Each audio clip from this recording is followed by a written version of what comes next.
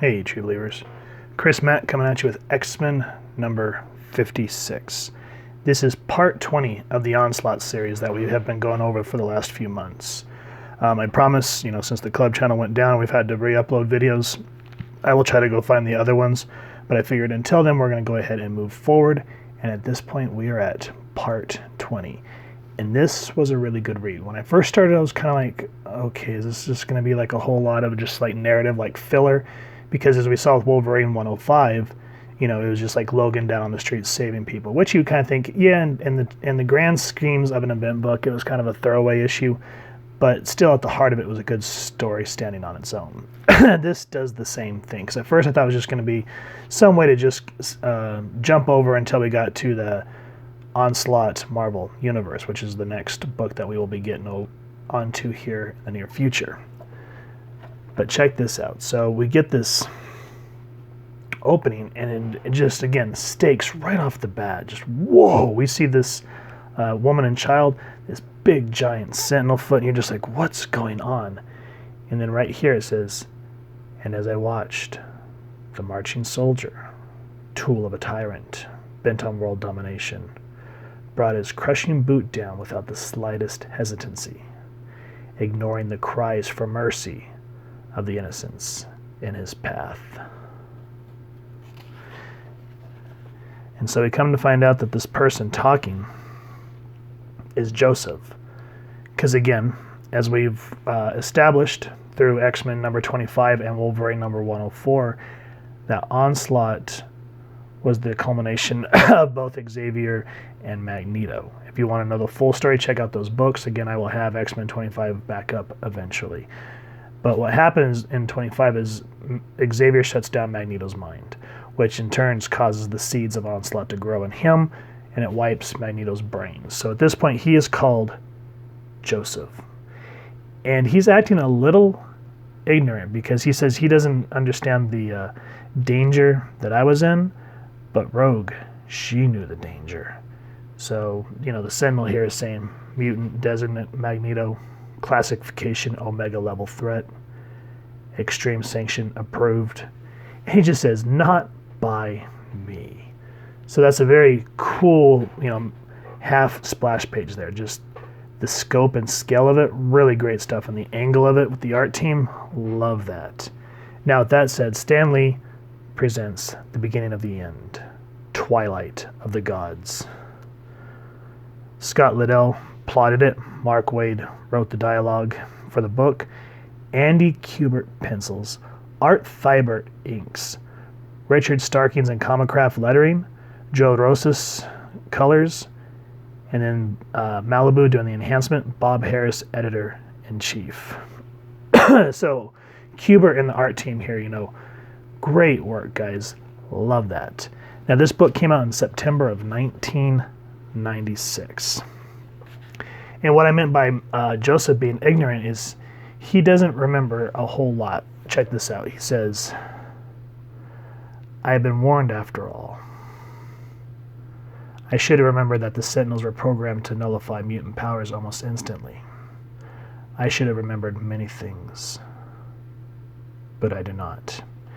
Now, if you recall, the Sentinels are working under the control of Onslaught. This isn't any type of government at this point. This is Onslaught controlling all of them. And now Rogue comes in to try to save him. Again, great artwork there. She's like, leave him alone. But she ends up in danger from the Sentinels as well, just how Joseph was dispatched almost instantly.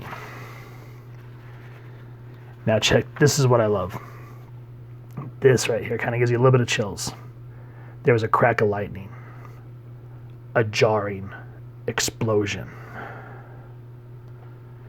and a voice more thunderous than either. Such a crude instrument. Boom. Victor Von Doom. Still, who but I could construct a gauntlet capable of destroying a sentinel with such uncanny precision? There is more genius in the palm of my glove than the entire scheme of Onslaught, and that shall mark his downfall. Now again, Love that intro. I mean, there's no other way that you have to have an epic intro for like either a classic villain or a classic hero.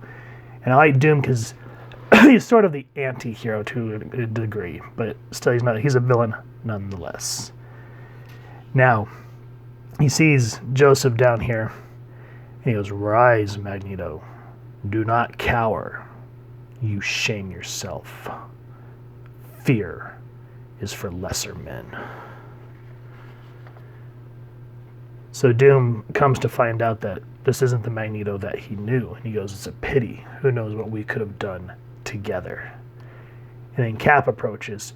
He's like, "Man, I wish I could have seen the look on Doom's face when he saw that you were no longer the man you were." So again, there's a theme running in this book.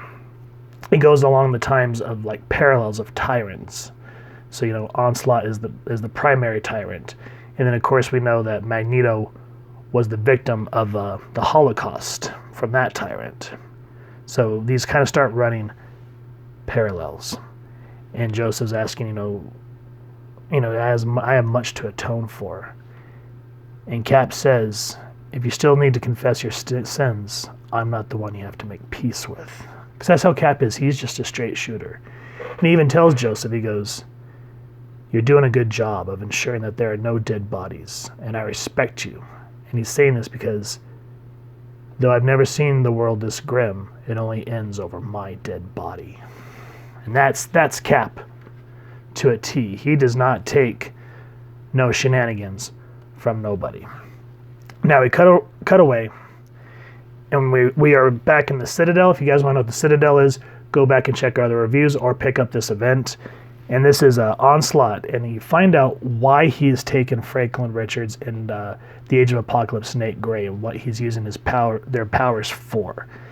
And Onslaught says, "I need to get to your memories to see this alternate Earth to find out, how the mutants were able to rule and enjoy the war, or the fruits of their labor."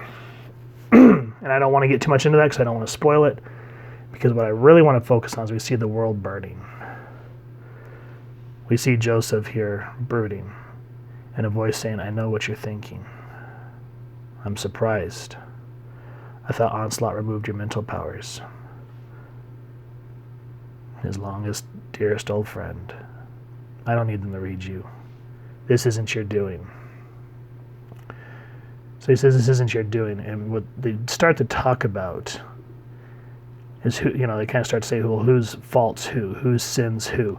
And Joseph says, "How can I not be held responsible for Onslaught's rampage?" And Charles says, "Whose sins are greater, Joseph? Yours for cultivating his evil, or mine for setting it free?" So again, we don't really want to do the blame game here. He goes, "You meant no harm." And Charles says, "Tell them that." And he points to the victims running from the sentinels that are being controlled by Onslaught. "I shut down your mind, Joseph. The sin that led us here was pride. As someone who was once your friend, I genuinely believed that I had the right and the power to control your thoughts. Instead, they controlled me. Then answer me, Professor. The moment you scanned my brain, you knew me better than any man alive. Once and for all, was I truly the monster some say I was?" And I like how Charles pauses. Now, again, if you want to know how Charles got freed from Onslaught, read the event. Now, we cut away. Onslaught's reading Nate's mind about the Age of Apocalypse and everything that happened. And he actually found this world wanting. Because he says, "You had the world in your hands, and you threw it all away. Your people were homo superior. They were supposed to have deserved their kingdom." And so, yeah, there's a lot more things that happen with Nate that I don't want to give away. Because again, I thought this would be a throwaway issue. But it really helps to build up for the next part of the book. And I just love the art team's work on Onslaught to making him look, grand in scope and just terrifying. And especially the battle between Onslaught and Xavier. He goes, the mutants, we champion Xavier. They are as bit as petty and banal as humans. Neither race can rule the world without bringing it to ruin. And he says, my final declaration is this. What declaration? I would suggest picking up X-Men number 56. This is the installment right before Onslaught Marvel Universe. Now, we've already gone over the Onslaught X-Men, so the Marvel Universe, this is a free-for-all for everything, and there are some very dramatic, emotional things that happen in that book, and we will go over that next time. So with that said, if you've enjoyed this comic book, please make sure to support your local comic shop and pick up a copy and see if they have it in stock.